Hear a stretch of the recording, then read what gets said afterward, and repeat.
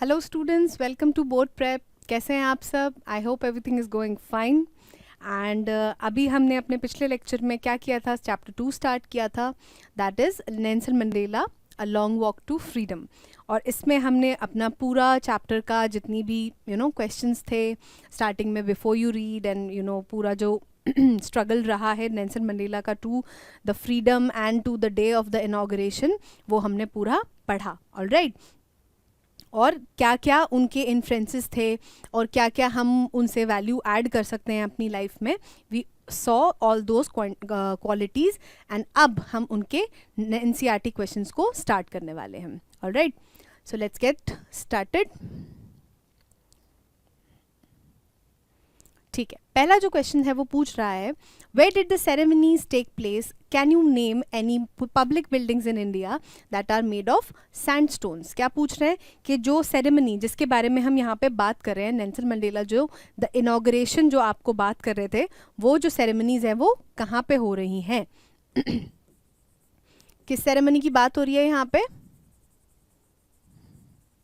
Inauguration की बात हो रही है। ठीक है, इस सेरेमनी, ये जो सेरेमनी थी वो कहाँ हो रही थी? और जो सैंडस्टोन की बात करी गई थी, क्या उस सैंडस्टोन से बनी हुई कोई पब्लिक बिल्डिंग्स हैं जो कि इंडिया में है? ये पूछ रहे हैं।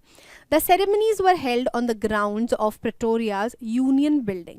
सेरेमनी जो थी, जो इनॉग्रेशन, जो पूरा सेलिब्रेशन था, जो स्वेरिंग इन सेरेमनी थी of the first black president Nelson Mandela of South Africa, वो कहाँ पे हो रही थी? They were happening on the grounds of Pretoria's Union Building. Union Building उस जगह, प्रेटोरिया वो जगह थी, और ये जो यूनियन बिल्डिंग थी वहाँ पे ये ceremony was taking place with the presence of dignitaries and leaders from various nations. और वहाँ पे क्या था कि along with the South African people there were dignitaries and politicians from 140 other countries. 140 दूसरी कंट्रीज से पॉलिटिशियंस जो थे, नेता लोग जो थे, और जो डिग्निटरीज थे, मतलब जो इम्पोर्टेंट इन्फ्लुएंशियल पीपल थे, पावरफुल पीपल थे, वो वहाँ पे मौजूद थे। ठीक है, इन इंडिया बोथ, अब यहाँ पे वो सेकंड पार्ट का आंसर दे रहे हैं। In India both Rashtrapati Bhavan and the Red Fort are notable structures constructed from the red stones. दोनों ही, मतलब देखा जाए तो रेड फोर्ट का तो नाम ही लाल किला पड़ा हुआ है, and also the Rashtrapati Bhavan, they both are made from sandstone. Sandstone से ही बनाए गए हैं हमारे दोनों स्ट्रक्चर्स, जो कि है Rashtrapati Bhavan and Red Fort. Alright, next, can you say how 10th of May is an autumn day in South Africa? क्या साउथ अफ्रीका में, क्योंकि सीजन्स जो होते हैं वो अर्थ पे कंट्रीज के पोजीशंस के अकॉर्डिंग डिफरेंट होते हैं, है ना, तो वो क्या कह रहे हैं कि क्या 10th में एक्चुअल में ऑटम डे होगा? कहाँ पे? साउथ अफ्रीका में। The south Africa is in the southern hemisphere. Southern hemisphere मतलब जो अर्थ होता है जैसे, तो ये आपका ऊपर का हेमिस्फेयर है, ये आपका नीचे का हेमिस्फेयर है, मतलब हेमिस्फेयर मीन्स आधा स्फेयर। तो जो साउथ अफ्रीका है वो सदर्न हेमिस्फेयर पे लाई करता है, और मई जो है वो ऑटम सीजन में ही लाई करता है सदर्न हेमिस्फेयर में। So this implies that yes, 10th May is an autumn day. Alright, at the beginning of his speech Mandela mentions an extraordinary human disaster। मतलब वो जैसे ही उनकी जो स्पीच शुरू होती है उसमें वो एक टर्म का यूज करते हैं, क्या? That is extraordinary human disaster। What does he mean by this? What is the glorious human achievement? अब यहाँ पे वो he speaks of at the end। अब यहाँ पे वो दो टर्म्स के बारे में बात कर रहे हैं। पहली जो है being an extraordinary human disaster, और दूसरा जो है वो glorious human achievement। मतलब ये जो दो टर्म्स है वो किन चीज़ों को रेफर कर रहे हैं, वो यहाँ पे ये पूछ रहा है। When Mandela refers to an exceptional human catastrophe, he is alluding to the era of apartheid in South Africa। मतलब जो वो ह्यूमन डिजास्टर की जो बात कर रहे हैं वो पूरे उस अपार्थीड एरा को रेफर कर रहे हैं, जो कि एक पॉलिटिकल सिस्टम था जो क्या करता था? डिस्क्रिमिनेट करता था, ऑप्रेस करता था against the people of colour. मतलब जो ब्लैक पीपल थे उनको ऑप्रेस किया जाता था, उनके खिलाफ, उनके प्रति डिस्क्रिमिनेशन किया जाता था। ठीक है, वो उस एरा को रेफर कर रहे हैं। This period witnessed severe racial segregation. मतलब ये जो टाइम था, मतलब ये जो अपार्थीड एरा था, उसने क्या किया, क्या विटनेस किया उसने? 1 second,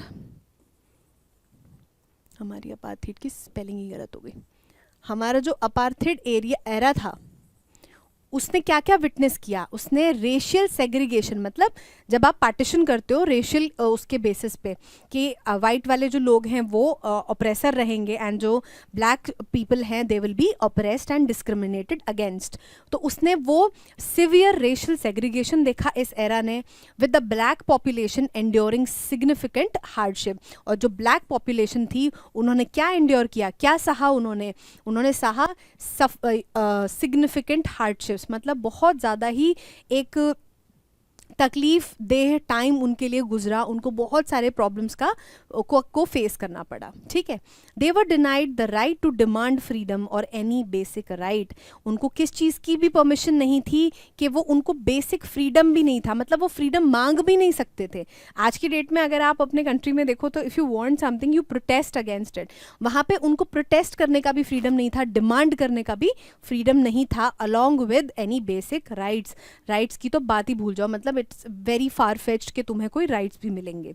Mandela himself spent many years as a prisoner on the notorious Robben Island, where he endured brutal beatings. And Mandela जो है, नेल्सन मंडेला जो first black president south Africa के बने, वो खुद पता नहीं कितने सालों तक, मतलब उन्होंने इतनी सारी प्रॉब्लम्स झेली, उतने बीटिंग्स झेली, मार पड़ी उनको परेशान किया गया, and he suffered a lot in those 30 years, और उसमें पता नहीं कितने सालों तक उन्होंने बहुत सारी बीटिंग्स को झेला।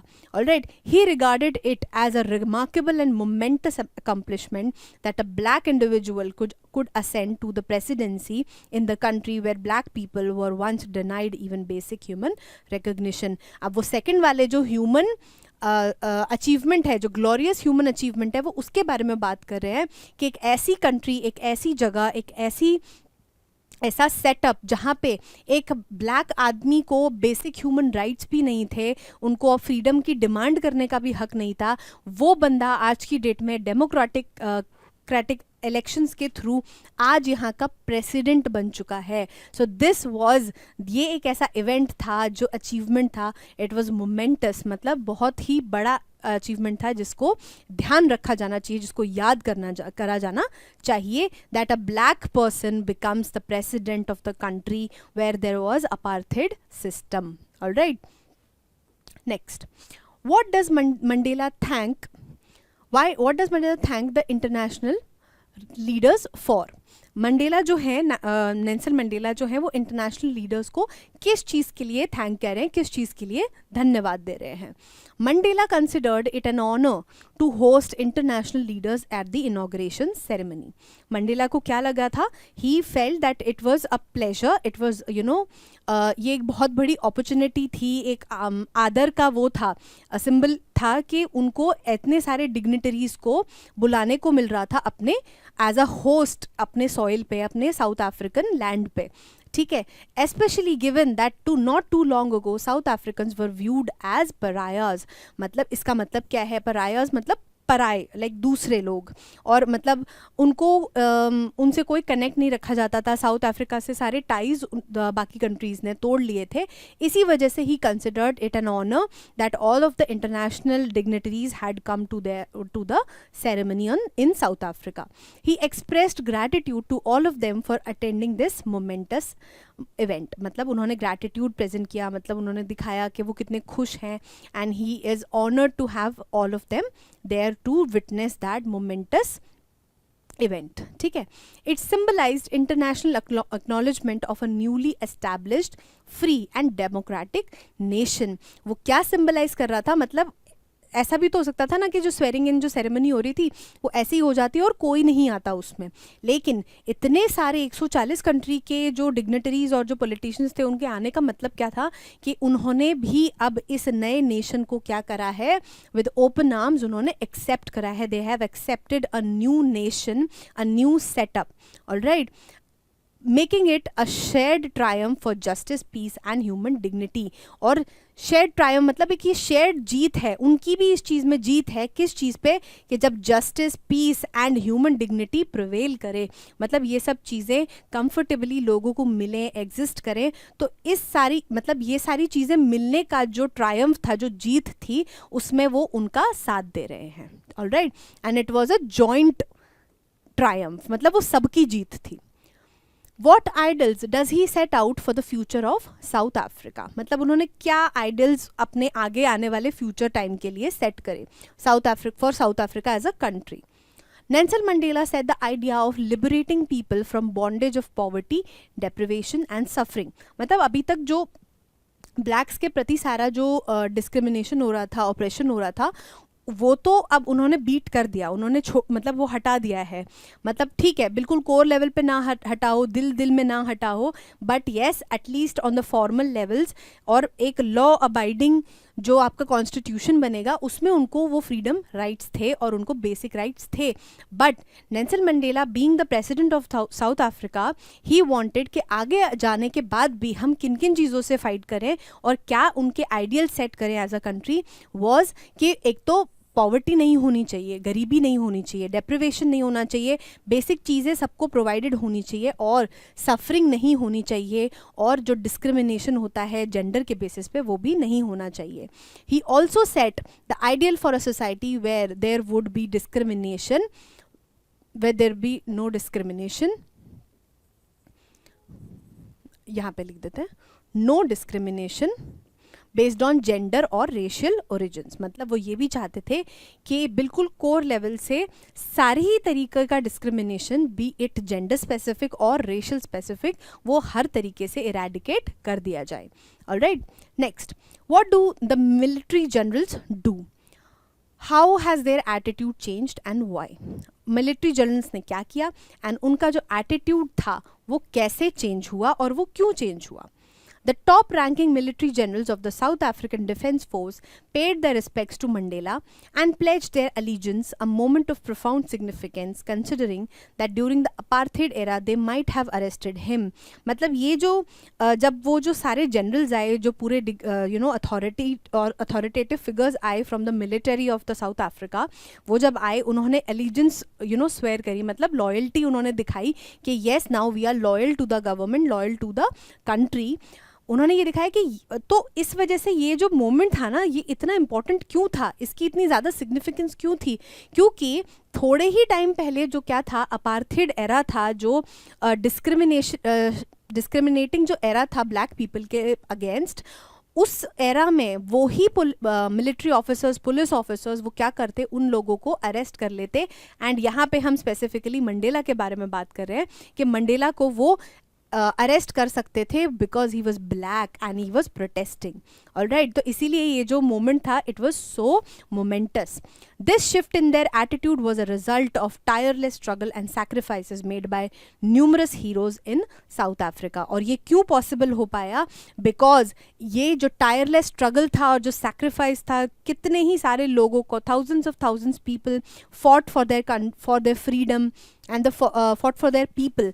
इस वजह से यहाँ पे जो है ये चेंज आया किनके, मिलिट्री ऑफिसर्स और पुलिस ऑफिसर्स के नेचर में. Alright, this struggle not only secured the nation's freedom from the grips of apartheid but also transformed the perspectives of many. और ये जो स्ट्रगल था ना, इसने सिर्फ जो नेशन, जो उनकी कंट्री थी ना, उसको इस अपार्थीड के जो सिस्टम था, अपार्थीड सिस्टम था, पॉलिटिकल सिस्टम, इसके चेन से, इसके बार्स के पीछे से इनको निकाला नहीं, सिर्फ इन्होंने और भी क्या किया कि इन्होंने पर्सपेक्टिव भी चेंज किया. It transformed the perspective of many. मतलब जो ब्लैक पीपल के प्रति जो डिस्क्रिमिनेशन था, अपार्थीड जो एरा था, उसके परसेप्शन को भी चेंज करने में हेल्प किया.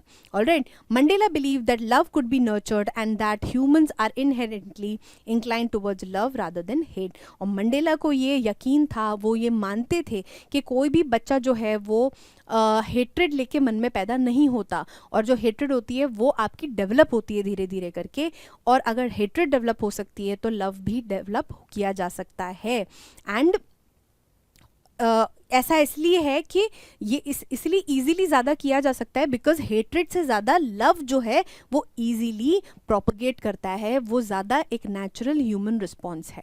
Okay, next, why were the 2 national anthems संग? वहाँ पे 2 नेशनल एंथम्स क्यों गाए गए?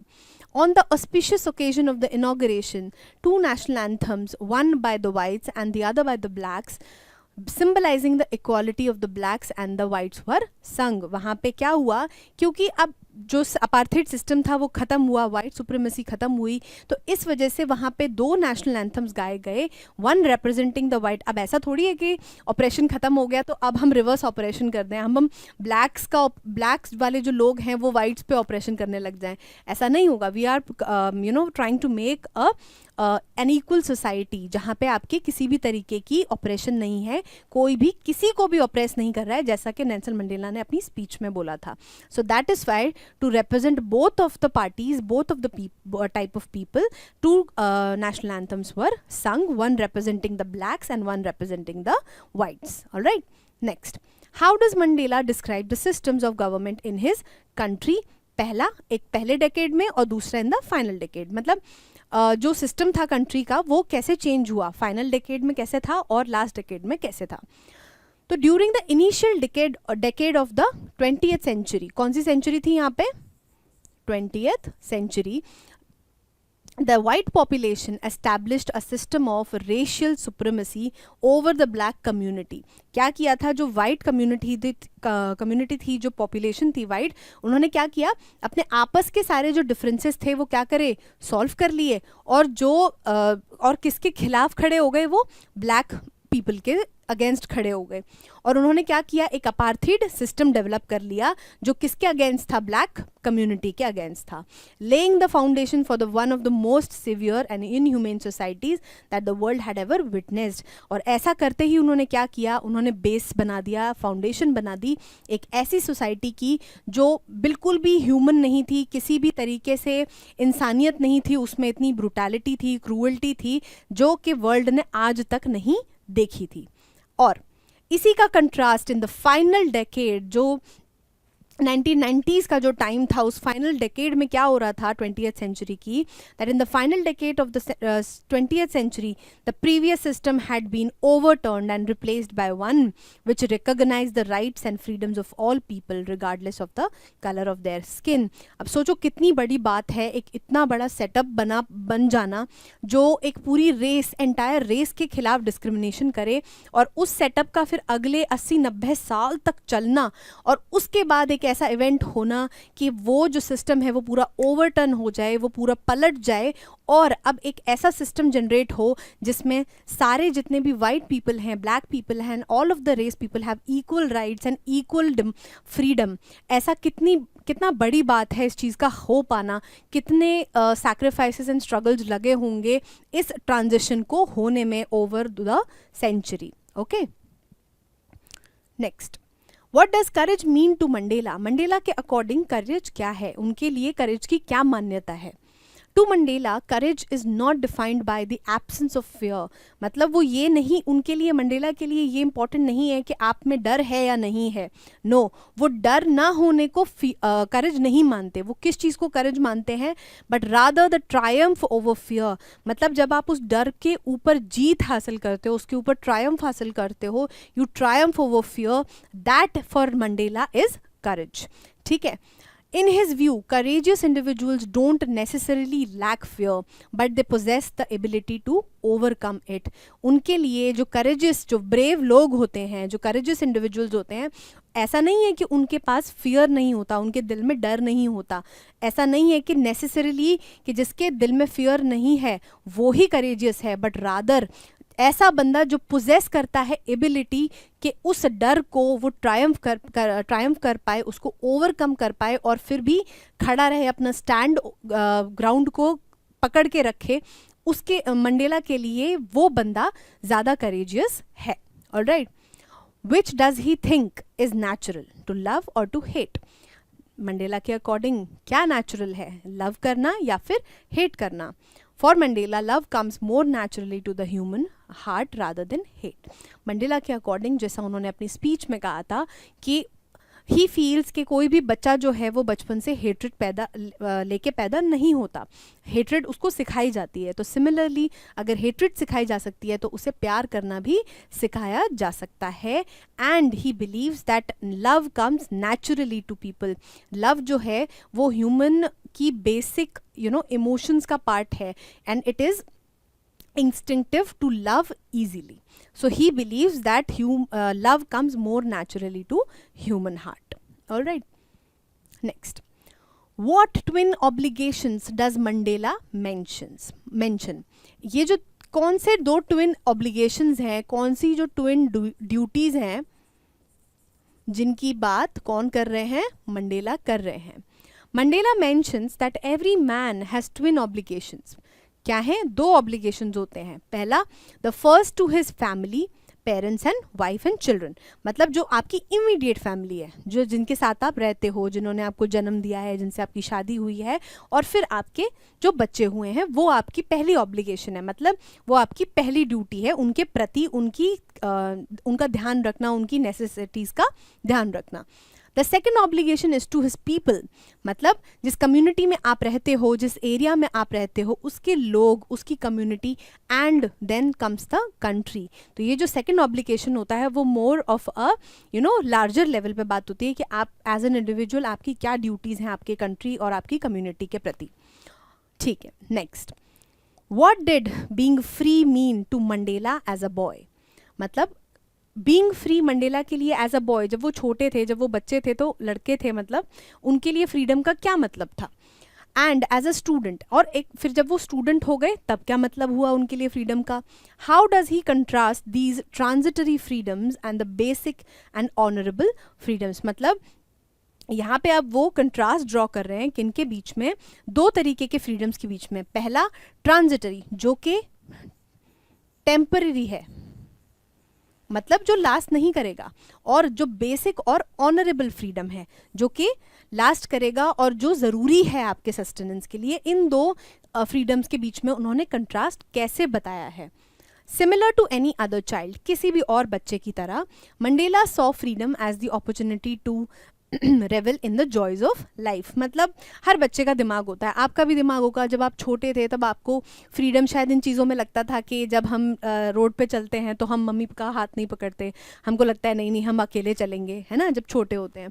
फिर जब धीरे धीरे बड़े होते हैं तो आपको फ्रीडम ऐसा लगता है कि जब हमारी मर्ज़ी हो हम खाना खाएं, जब हमारी मर्ज़ी हो हम टीवी देखेंगे, और जब हमारी मर्ज़ी होगी हम नहीं पढ़ेंगे और हम सो जाएंगे. ठीक है, तो ये हमें फ्रीडम लगने लगता है. फिर हम थोड़े और बड़े होते हैं, हमें फिर फ्रीडम लगने लगता है बाहर घूमने जाना, किसी की परमिशन ना लेना, रात को कहीं भी चले जाना, किसी से भी बात करना. So these kind of freedoms जो है वो हमारे धीरे धीरे चेंज होते रहते हैं डेफिनेशन के as we grow older.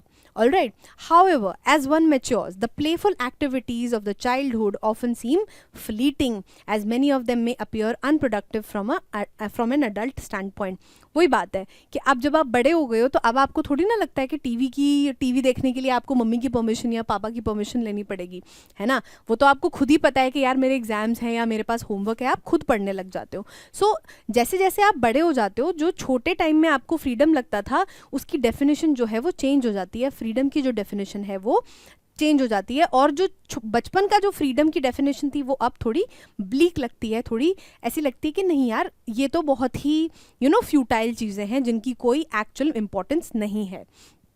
Once you reach adulthood, the responsibility of earning a living becomes paramount. Paramount मतलब सबसे, of utmost importance. ठीक है, कि जब आप एक adulthood एक एज पे पहुंच जाते हो, जब आप बड़े हो जाते हो, तो आपके ऊपर सबसे बड़ी रिस्पॉन्सिबिलिटी क्या बनती है?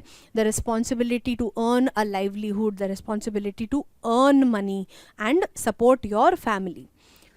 As it is through this endeavor that you gain a respected place within your family and society.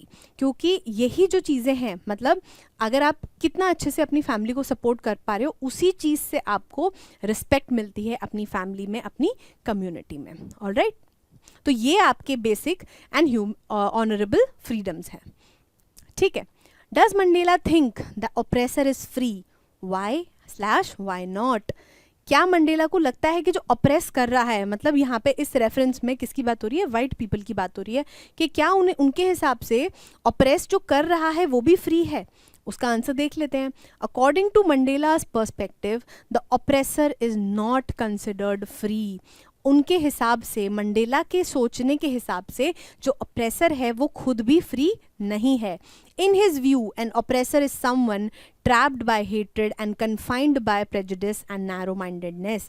उनके हिसाब से जो बंदा ऑप्रेस करता है, जो डोमिनेट करता है, जो दूसरों को परेशान करते हैं and they discriminate against people, वो किससे बंधे हुए हैं, वो किस चीज़ के बार्स के बिहाइंड हैं, द बार्स ऑफ हेटरेड, प्रेजुडाइसेस जो उन्होंने अपने मन में पाली हुई हैं, और जो नैरो माइंडेडनेस है, मतलब जो उनका जो सोच का दायरा है वो इतना छोटा है कि वो उन्हीं चीज़ों के पीछे आज भी फंसे हुए हैं and they are not truly free. ठीक है. He recognises that both the oppressor and the oppressed lose their sense of humanity and peace. क्या होता है कि जब एक डिस्क्रिमिनेशन होता है, एक प्रताड़ना होती है, जब एक कोई बंदा किसी और को परेशान करता है, वो दोनों ही अलग अलग तरीके से फ्री नहीं है. कैसे? क्योंकि उनकी दोनों की ही जो ह्यूमन डिग्निटी है वो उनके पास नहीं होती. ऑलराइट, ठीक है. Next, Why did such a large number of international leaders attend the inauguration? इतने सारे, मतलब 140 अगर एक एक भी आए हैं तो there are almost 300 people, you know, two people have come from each country. There are almost 300 people attending the inauguration. तो इतने सारे लोग क्यों आए, और why did it signify, what did it signify the triumph of, और वो किस जीत को signify कर रहा था इतने सारे international leaders का आ पाना. By being a part of the inauguration, the international leaders showed a gesture of solidarity from the international community. तो यहाँ पे इस पॉइंट का मतलब क्या है कि जब आपके सारे जो इंटरनेशनल डिग्नेटरीज आए तो उन्होंने वो क्या मैसेज देना चाहते थे, वो सॉलिडारिटी का मैसेज देना चाहते थे, that they support this transformation. ये जो चेंज आया है साउथ अफ्रीकन गवर्नेंस में, और जो डायनेमिक्स वहाँ के पावर डायनेमिक्स जो चेंज हुए हैं वो उसको सपोर्ट करते हैं, उनके साथ खड़े हैं. तो ये मैसेज जाता है जब वो क्या किया उन्होंने, जब उन्होंने वो इनॉग्रेशन सेरेमनी जो है वो अटेंड करी. ऑलराइट, और किसके थ्रू, वो इंटरनेशनल कम्युनिटी, पूरी इंटरनेशनल कम्युनिटी जब आपके किसी सेरेमनी को, किसी कॉन्सेप्ट को, किसी नए new found idea of nation को सपोर्ट करती है, तो it's very important. Alright, it was the significance of the victory of the good over evil and triumph of a tolerant society without any discrimination. के मतलब अब ऐसा करने से मतलब क्या था, सिग्निफाई क्या किया उस चीज़ ने, कि Triumph of good over evil, मतलब सच्चाई की बुराई पे जीत जो दिखी हमको इस पूरे प्रोसेस से, उसकी ट्रायम्फ की बात हो रही है, उस मैसेज की बात हो रही है यहाँ पे. ठीक है. और डेवलप क्या किया उन्होंने, एक टॉलरेंट सोसाइटी डेवलप करी, मतलब एक दूसरे के लिए टॉलरेंट हो रहे हैं. ऐसा नहीं कि मैं किसी, जैसे if I am a white person then I am intolerant of a black person, कि मैं किसी काले आदमी को यहाँ पे देख ही नहीं सकती हूँ. He can not be on the same ground I stand on, he can not be in my view and I don't want to lay eyes on her. मतलब इस तरीके की इनटॉलरेंस नहीं होनी चाहिए. और अब वो जो है वो हम एक ऐसी सोसाइटी बनाएंगे जो कि टॉलरेंट होगी और जिसके अंदर किसी भी तरीके का डिस्क्रिमिनेशन नहीं होगा. Alright, next.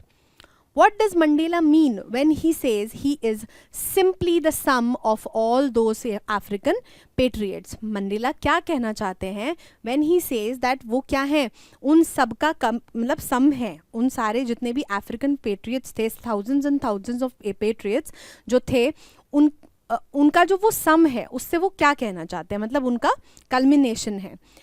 Who had gone before him, जो उनसे पहले चले गए. By stating that he is simply the sum of all those African patriots, Mandela aims to express his gratitude and pay homage to the countless individuals. वो इससे क्या कर रहे हैं, वो एक उनके sacrifice को he is saluting the sacrifice and he is remembering the sacrifice, ये कह के कि उनका जो पूरा उनकी जर्नी थी, जो thousands and thousands of people जिन्होंने अपनी ज़िंदगी दाव पे लगा दी इस फ्रीडम स्ट्रगल में, उनके लिए who made sacrifices for the cause of freedom, और उनको वो एक होमेज दे रहे थे, उनको एक टोकन ऑफ रिस्पेक्ट दे रहे थे, ये कह के कि मैं उन सब से ही बना हूँ. I am a sum of all those African patriots who sacrificed their lives for the cause of freedom, for the want of freedom.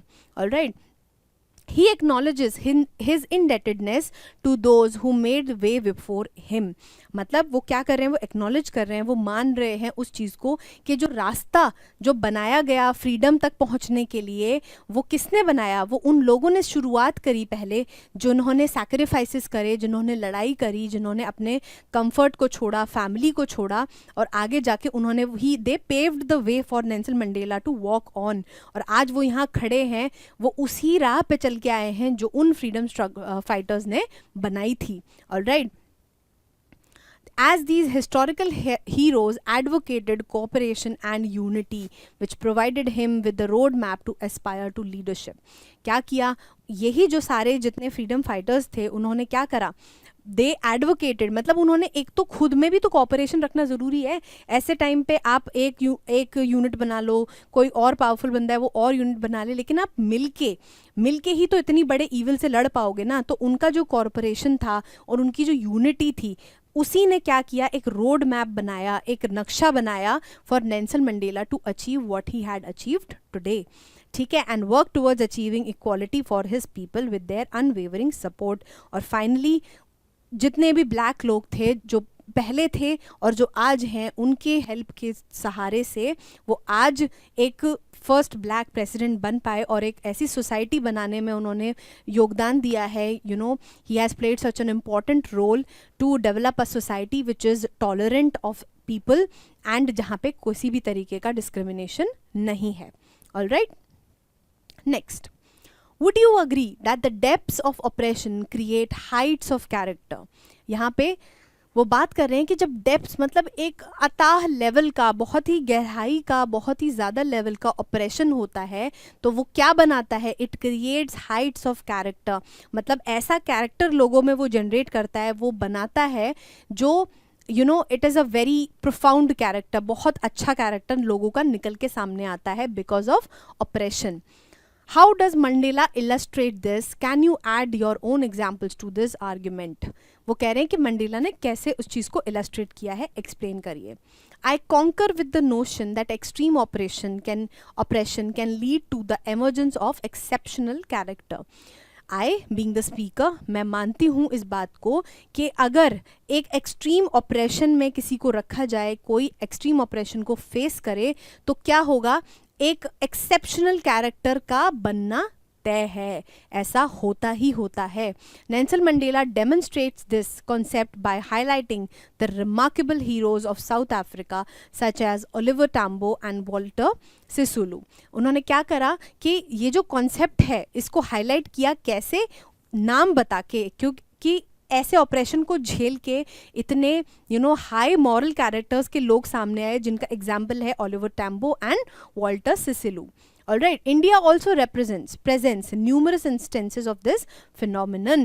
India भी क्या करता है, बहुत सारे हमारे पास एग्जाम्पल हैं इस phenomenon के, because we too have been ruled and discriminated against by the Britishers, and we had been under their rule for so many years. Alright, during our struggle for independence, a constellation of leaders with outstanding character emerged. जब हमारा भी जो struggle है वो 200 साल के आसपास का जो पूरा हमारा tenure रहा, जो era रहा जिसमें हम ब्रिटिश रूल के अंडर थे, उस ऑपरेशन से हमारे पास भी एक constellation, that means बहुत सारे हमारे leaders हैं जो emerge किए of great character, जिनके बहुत ही splendid character थे।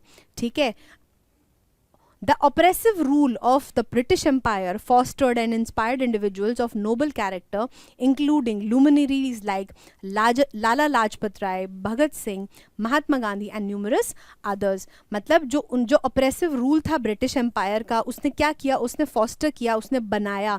अब ऐसा तो नहीं है ना कि जैसे अगर आज की डेट में सब कुछ अच्छा चल रहा है, सो अब मैं निकल पड़ूँ कि अब मुझे आज़ादी चाहिए और अब मुझे कुछ चेंज कर देना है ज़िंदगी में। ऐसा कुछ नहीं है। If I am happy, if I am catered to and मेरे पास मेरे बेसिक राइट्स हैं जिनको मैं एक्सरसाइज कर पा रही हूँ, सो I will not rebel.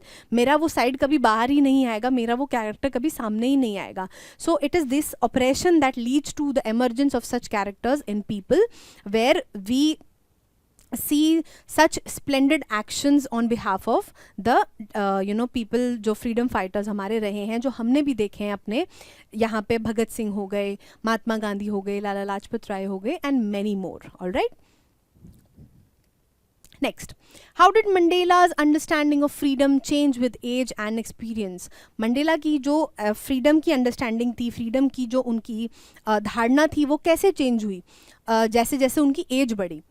As Mandela aged and gained more life experience, his comprehension of true essence of freedom evolved. जैसे जैसे उनको होता है ना, हर चीज़ में ही होता है, आपको जैसे कोई छोटी सी चीज़ है, जैसे पढ़ाई लिखाई को लेके, तो आपका दिमाग धीरे धीरे चेंज होता है ना, हर जैसे जैसे आप एज बढ़ती है आपकी और आपका एक्सपीरियंस बढ़ता है.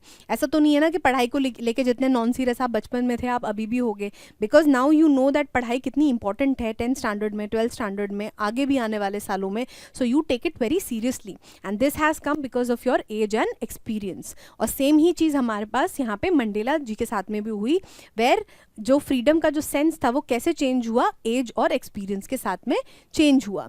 इन his youth he believe that he was inherently free as long has he followed his father's guidance and adhere to his tribe's custom. तो जब वो छोटे थे तब उनको यही लगता था कि अगर मैंने अपनी फैमिली और अपने पापा की बात मान ली और अपनी जो ट्राइब के है उसके अकॉर्डिंग रहा, और तो यही फ्रीडम है, इसी तरीके से जीना होता है. All right. लेकिन however as he matured his perspective on freedom began to encompass the ability to start a family and earn a living. फिर धीरे धीरे जब वो बड़े हुए तब उनको रियलाइज़ हुआ कि एक्चुअल फ्रीडम इस चीज़ में है कि मैं अपना लाइवलीहुड कमा पाऊँ, मैं पैसा कमा पाऊँ और एक फैमिली स्टार्ट कर पाऊँ और अच्छे से उनके साथ में रह पाऊँ. Over time he came to recognize that his youthful perspective had been somewhat self-centered. फिर जो उनकी ये वाली जो start a family and earn a living वाली जो definition थी फ्रीडम की, वो क्या थी? थोड़ी self-centered थी, थोड़ी selfish थी, वो सिर्फ अपने बारे में वहाँ पे सोच रहे थे. लेकिन he gradually grasped that the limitations on freedom extended beyond just his own. फिर धीरे धीरे अगले और एक्सपीरियंस के साथ में उनको पता चला कि ये जिस फ्रीडम की वो बात कर रहे हैं वो उनसे बहुत बड़ा है और भी बहुत ज़्यादा फैला हुआ है वो कॉन्सेप्ट. कैसे? They encompass the freedom of all black individuals. उनको फील हुआ कि सिर्फ उनका फ्रीडम नहीं है, उनके जैसे दिखने वाले सारे लोगों का, जो सारे भी जो ब्लैक कम्युनिटी है, ब्लैक इंडिविजुअल्स हैं, उन सब की फ्रीडम जो है वो स्टेक पे है and it is important to give it back to them. This encompass the freedom from fear and prejudice. क्या हुआ? उनके अंदर जो फियर था उसको उन्होंने ओवरकम किया और जो प्रेजुडाइसेस थी उनके दिमाग में फ्रीडम को लेके वो क्या हुई? चेंज हो गई. As he grew older and wiser his understanding of freedom broadened. और फिर जब वो और बड़े हुए, उनका जो अंडरस्टैंडिंग है फ्रीडम का, जो समझ है उनकी आज़ादी को लेके, वो क्या हुई? और फैल गई और ब्रॉडन हो गई. तभी वो इतने बड़े लेवल पे पूरी ब्लैक कम्युनिटी के लिए लड़े और फिर वो क्या बने? फर्स्ट ब्लैक प्रेसिडेंट बने of South Africa. Okay. How did Mandela's hunger for freedom change his life? Mandela की जो हंगर थी, जो भूख थी फ्रीडम की, उसने उनकी ज़िंदगी को कैसे चेंज किया? In his early years, Mandela came to the profound realization that it wasn't only his personal freedom that was restricted, but the freedom of all black people. जब वो छोटे थे, in his earlier years, उनको बस ये realize हुआ कि सिर्फ उनका पर्सनल फ्रीडम नहीं था जो स्टेक पे था, जो दाव पे था, बट मतलब जो उनके पूरी कम्युनिटी थी, जो उनकी ब्लैक पीपल की पूरी कम्युनिटी थी, सबका फ्रीडम वाज ऑन स्टेक. उनको धीरे धीरे ये रियलाइज हुआ.